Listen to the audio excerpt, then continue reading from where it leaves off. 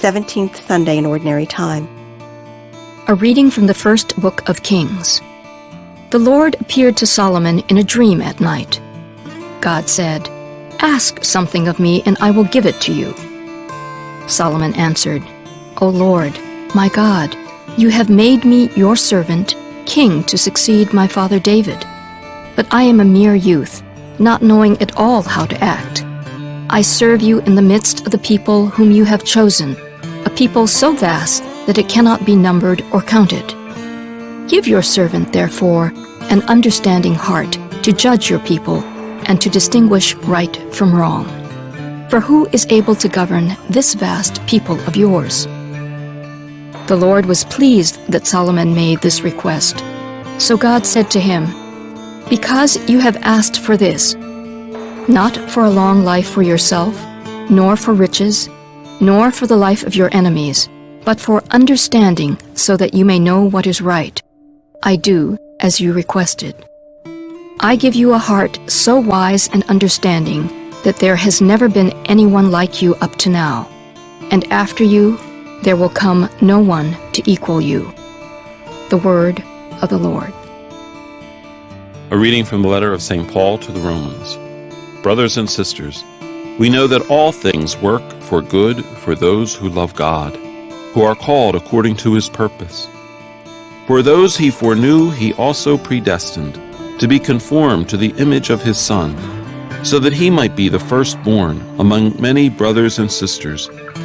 And those he predestined, he also called, and those he called, he also justified, and those he justified, he also glorified. The word of the Lord. A reading from the Holy Gospel according to Matthew. Jesus said to his disciples, "The kingdom of heaven is like a treasure buried in a field, which a person finds and hides again, and out of joy goes and sells all that he has and buys that field. Again, the kingdom of heaven is like a merchant searching for fine pearls.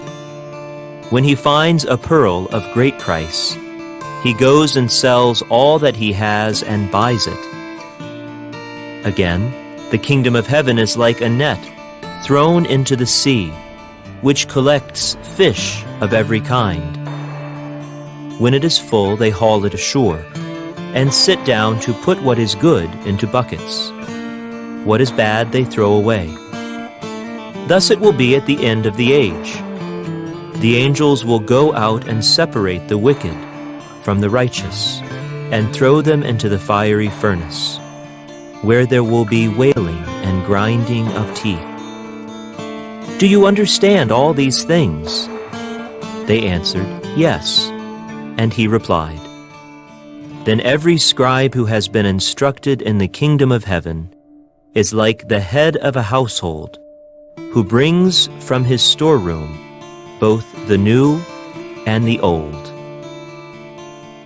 The Gospel of the Lord. Reflection.